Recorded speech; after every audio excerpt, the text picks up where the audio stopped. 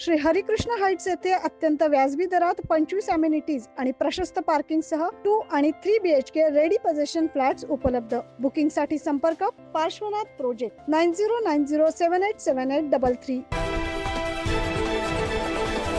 शिवसेना ठाकरे गटाचे माजी उपनेते सुधाकर बडगुजर यांनी भाजपमध्ये जाहीर पक्षप्रवेश केला।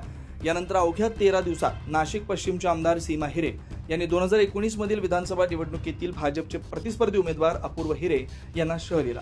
त्यामुळे अपूर्व हिरे यांचा भाजपमध्ये प्रवेशाचा मार्ग मोकळा झाला असल्याचं पाहायला मिळतंय।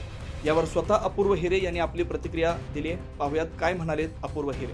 गेल्या 2-3 दिवसांमध्ये आमच्या देवेंद्रजींची ज्या काही मुलाखती झाल्या, बैठका झाल्या, याच्यामध्ये नाशिक शहराच्या विकासाच्या अनुषंगाने जी सगळी चर्चा झाली।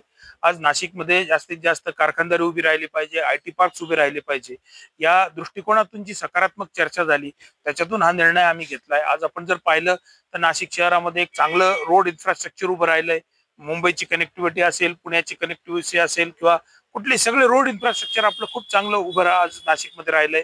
रेल इन्फ्रास्ट्रक्चर नाशिकला चांगलं आहे। आज वंदे भारत सारखं एक मोठं नेटवर्क या ठिकाणी केंद्र सरकारनं उभं केलंय आणि त्यामुळे नाशिकला तो एक मोठा वरदान या ठिकाणी मिळालंय।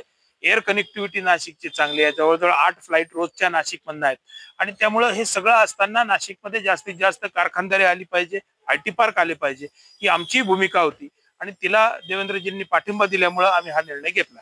आगामी स्थानिक स्वराज्य संस्थेच्या निवडणुकीत कशी नाही, रणनीती असं काही नाहीच आहे त्याच्यामध्ये। आपल्याला कल्पना आहे स्थानिक स्वराज्य संस्थांच्या बाबतीमध्ये पश्चिम विधानसभा मतदारसंघाचं जर बोलायचं तर सीमाताई हिरे या मतदारसंघाच्या आमदार आहेत। सुधाकर बडगुजर साहेबांनी ऑलरेडी पक्षामध्ये प्रवेश केलाय, आता मी पण प्रवेश करतोय आणि त्यामुळे विरोधात कोणी असं विरोधक शिल्लकच राहत नाहीये आणि त्यामुळे येणाऱ्या निवडणुकीमध्ये 40च्या 40 जागा आम्ही भारतीय जनता पक्षाच्या निवडून आणू, महायुतीच्या निवडून आणू याची मला खात्री वाटते आणि निश्चितरित्या त्याच्यामध्ये कुठलाही शंका मला वाटत नाही। किती जणांचा ताप असणार गाड्याचा आणि किती कार्यकर्ते आहेत सोबत? तुम्हाला माहिती आहे मला ऍक्च्युअल फिगर सांगायची सवय, मी काही फेक फिगर इतरांसारखं सांगत नाही।